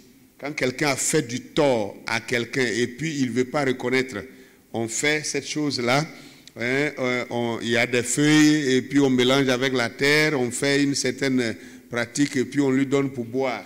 S'il a menti là, la malédiction tombe sur lui. Alors, est-ce que vous voulez qu'on lise ça au moins? Amen. Que le nom du Seigneur soit béni. Ben, d'ailleurs, comment on appelle, la Bible dit dans Nombre 5, hein, Nombre chapitre 5, le verset 11 jusqu'au verset 28, vous pouvez lire ça là-bas, vous allez voir qu'il est question de ça ici. La Bible dit que quand un homme soupçonnera sa femme de l'avoir trompée, qu'il emmène cette femme-là devant le sacrificateur doit prendre, n'est-ce pas, la poussière qui est sous l'autel de Dieu, et il doit mettre ça dans un vase et mettre de l'eau avec des feuilles amères. Il doit mélanger cela et donner à la femme en lui disant: femme, jure-nous devant l'Éternel que tu n'as jamais couché avec un autre homme que ton mari. Si réellement tu n'as pas couché avec un autre homme que ton mari, en buvant cette eau, ça ne va rien te faire. Mais si tu as couché avec un autre homme, c'est-à-dire tu as commis adultère et que tu ne veux pas reconnaître, quand tu boiras ça, ton ventre va se gonfler et alors tes cuisses vont dessécher. C'est ce qui est écrit là-bas. C'est ce qui est écrit dans la Bible là-bas. Attendez, ceux qui sont dans la salle ici, quelqu'un connaît cette pratique chez vous ici? Toi, tu connais ça? Vous appelez ça quoi?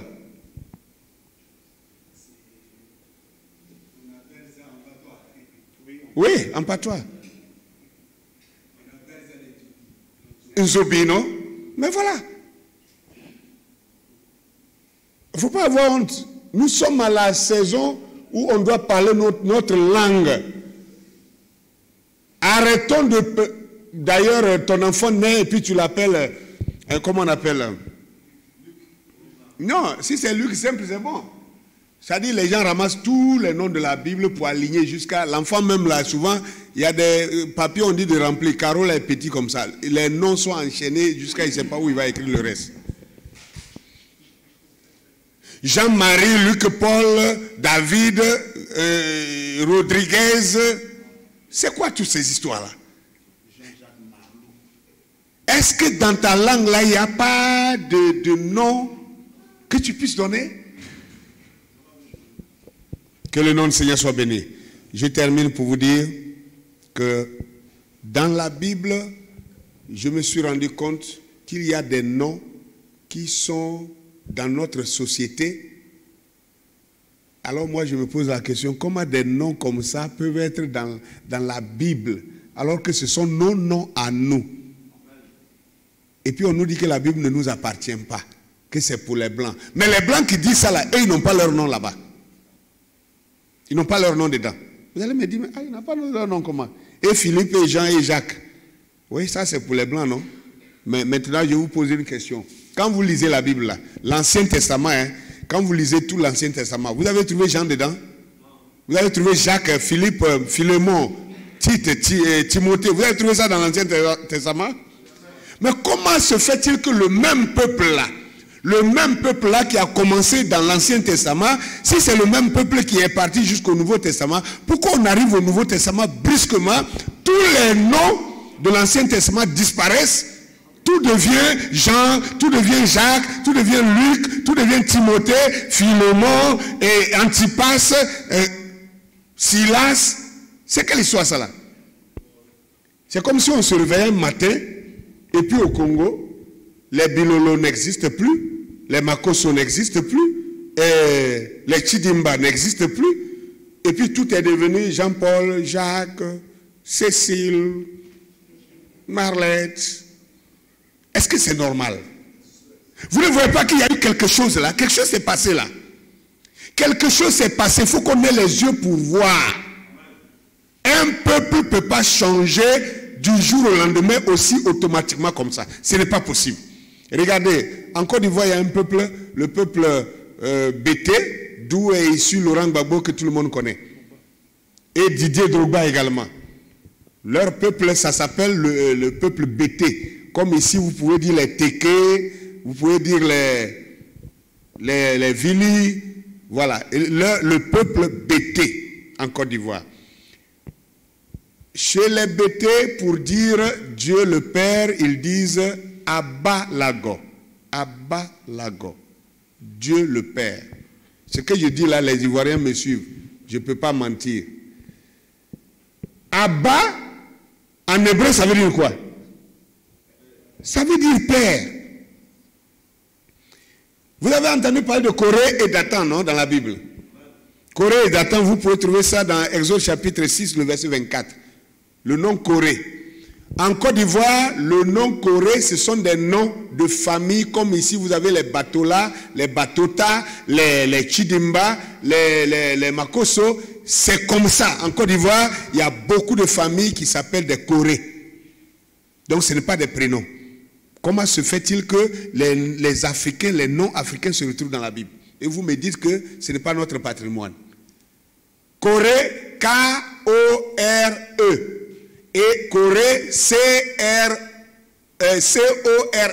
Tous les deux sont en Côte d'Ivoire. Dodo. Il y a les noms Dodo. Dans le peuple bété en Côte d'Ivoire, les Dodo. J'ai trouvé même aussi des Dodo en RDC. Il y a des Dodo aussi en RDC. Qui sont des noms de famille. Mais Dodo, ce sont des noms bibliques. Ça se trouve dans Juge chapitre 10, le verset 1. Ça se trouve aussi dans 2 Samuel chapitre 9. Et vous pouvez trouver ça dans 2 Samuel chapitre 23, le verset 24 également. Corée, par exemple, je vous ai déjà dit, c'est aussi dans Juge, le verset 1, le verset 11, le chapitre 1, le verset 11. Il y a Abi, les noms Abi, des noms de famille en Côte d'Ivoire. Abi, A-B-I, Abi, chez les BT. C'est plein. Il y en a beaucoup comme ça.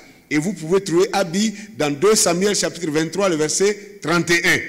Vous pouvez trouver aussi dans 2 Chroniques chapitre 2, le verset 14. Il y a beaucoup de textes comme ça, vous pouvez trouver les Abi dans la Bible. Si je prends ici, chez vous ici, il y a Tiba. Il y a des Tiba ici, non? Hein? Bon d'accord, Tiba, vous pouvez trouver ça dans 2 Samuel chapitre 9, le verset 2. Hein? Voilà, il y a des Tiba ici. Donc Tiba, dans la Bible. Maka, M-2-A-C-A. Maka. Les Maka, en Côte d'Ivoire, il y a plein de Maka chez les BT. Et vous pouvez trouver Maka dans 2 Samuel. Et dans certaines versions, même Maka là est appelé Mika. Et d'autres aussi disent Miché. Dans d'autres Bibles, ça s'appelle Miché. C'est le même nom. Miakaya, chez vous ici. Merci. Donc, Maka, vous pouvez trouver ça dans 2 Samuel 9, 12, dans Juge chapitre 17, 1, dans Juge 17, 5 aussi. Il y en a beaucoup comme ça. Il y a Ira. Ira, en Côte d'Ivoire, chez les Danites. Chez les Danites, ceux qu'on appelle les Yakuba chez nous, là-bas, les Ira. Ira, vous pouvez trouver Ira dans Genèse chapitre 38, le verset 1. Il y a les Tadé. Les Tadé, en Côte d'Ivoire, il y a beaucoup de familles Tadé. Les Tadé sont en Côte d'Ivoire. Vous pouvez trouver ça dans Matthieu 10, le verset 3, dans Marc 3, le verset 18. Il y a Amon, les Amons. Il est vrai que dans la Bible, il y a 2 sortes d'Amons. Il y a les Amons égyptiens et puis il y a les Amons hébreux. Donc les Amons hébreux, c'est de ça que je parle ici. Amons hébreux, vous pouvez trouver ça dans 2 Rois chapitre 21, le verset 18 à 19. Et 1 Chronique chapitre 3 également, vous pouvez trouver les Amon, fils de Manassé. Amon, fils de Manassé, qui était même roi en Israël. Donc les Amon, on en a plein en Côte d'Ivoire. Amon, on en a plein en Côte d'Ivoire. Il y a aussi Zikri ou Zékré. Zékré chez les BT, c'est plein chez nous en Côte d'Ivoire. Zékré. Les Zékré, les Zikri, ça c'est 1 Chronique chapitre 27, le verset 16. Vous pouvez trouver aussi, quoi encore? Amman. En Côte d'Ivoire, il y a beaucoup de Amman. Amman. Les Amman, vous trouvez ça aussi dans Néhémie chapitre 10, le verset 26, etc. Il y a beaucoup de noms qu'on retrouve dans la Bible, qu'on ne peut pas trouver chez les Européens. S'il vous plaît. Dans l'Ancien Testament, les noms de l'Ancien Testament, là, vous n'en trouverez pas chez les Européens. Si vous trouvez un Européen qui s'appelle d'un nom de l'Ancien Testament, c'est juste un prénom qu'on lui a donné. Je ne parle pas des prénoms. Je parle des noms de famille qui se perpétuent de génération en génération. Les Batota, chez vous ici, ce n'est pas un prénom. Ce n'est pas un simple prénom. C'est des noms de famille qui durent depuis des siècles. C'est de ça que je parle. Alors, vraiment, il y a beaucoup de preuves, mais je voudrais m'arrêter là parce qu'on m'a signalé depuis qu'il restait 20 minutes, mais j'ai fait encore 40 minutes. Je suis désolé, mais il fallait que je dise l'essentiel pour vous donner matière à réfléchir et que maintenant, ça puisse aider ceux qui veulent poser leurs questions à pouvoir poser leurs questions. Alors, il y a beaucoup à dire là-dessus. La Bible n'est pas un patrimoine des Occidentaux. Non, la Bible n'est pas un document du peuple blanc. Non, c'est plutôt un document du peuple noir. Je conclus pour dire que je parlais des hôtels tout à l'heure. Vous allez voir que les hôtels, comme je le disais, c'est un amoncellement de pierres on regroupe ça quelque part et on égorge les animaux là-dessus. C'est sur cet autel-là qu'Abraham voulait sacrifier son fils. C'est un autel comme ça que Isaac aussi avait fait. C'est un autel comme ça que Jacob avait fait. C'est un autel comme ça que Élie avait fait au mont Carmel. Ce sont des autels comme ça. Et c'est les mêmes autels que vous retrouvez dans tous les pays africains. Mais jamais en Europe. Vous ne trouverez pas des autels en Europe. Jamais des hôtels comme celui-là, vous ne trouvez pas ça en Europe. Si vous en trouvez quelque part, c'est qu'un peuple noir est passé là-bas. Donc, la Bible est bel et bien un patrimoine de l'homme noir. La Bible, arrêtez de dire aux gens que non, en prêchant l'évangile, on prêche une religion des Blancs. L'évangile n'est pas une religion des Blancs. Jésus n'était pas un homme blanc. Jésus était un homme noir. Parce que Israël était noir. Si Israël est noir, Jésus ne peut pas naître en Israël parmi les Israélites et puis être lui seul blanc. Attendez, arrêtez ça. Comment tous les Congolais peuvent être noirs et puis votre meilleur joueur ici, il s'appelle comment? Football. L'Ifouma. Comment tous les Congolais peuvent être des noirs et puis l'Ifouma, lui seul, il est blanc? Vous trouvez ça normal? Non mais écoutez, Didier Drogba, on dit Drogba c'est un Ivoirien de souche. Et puis bon, on dit, bon, vous savez, tous les Ivoiriens sont noirs, mais Didier Drogba c'est un blanc. Qui va avaler ça? C'est n'importe quoi ça. Donc vous ne pouvez pas dire que tout Israël est noir et puis Jésus est blanc. Les gens disent aussi, non mais écoutez, qu'est-ce que ça a à voir? La couleur de peau là, ça a quoi à voir avec le salut? Vous jouez dangereusement. Vous jouez dangereusement. Jésus dit, le salut vient des Juifs. Il dit, vous adorez ce que vous ne connaissez pas. Nous les Juifs, on adore ce qu'on connaît. Car le salut vient des Juifs. Si le salut vient des Juifs et qu'un peuple se substitue aux Juifs et qui n'est pas juif, vous ne voyez pas qu'il peut vous produire un faux Christ. Et vous trouvez que ça, ce n'est pas important d'en parler? Vous avez un problème. Ou bien vous ne connaissez pas la valeur du salut. Vous ne connaissez pas la valeur. Si vous connaissez la valeur du salut, vous n'allez pas oser dire que la couleur de peau n'a rien à voir avec le salut. Ce n'est pas possible. Ça a tout à voir, bien au contraire. Si les Blancs savent que ça n'a rien à voir avec le salut, pourquoi alors ils n'ont pas laissé Jésus noir? Jésus était noir, pourquoi ils l'ont blanchi? Pourquoi? S'il n'y a pas d'intérêt derrière ça. Quand ils ont blanchi Jésus, vous avez vu la supériorité qu'ils ont prise sur nous, non? Et vous êtes assis là, vous dites que ça ne fait rien. Salut, salut. Tu crois que c'est toi seul que Dieu veut sauver? Non, mais l'Africain, souvent même, quelquefois, je me pose la question, quoi. Qu'est-ce qui nous arrive? Comme Paul pouvait dire, mais qui vous a ensorcelé? Vraiment. Que le nom du Seigneur soit béni. Je suis désolé d'avoir été long. Voilà. Effectivement, on peut applaudir, acclamer, effectivement.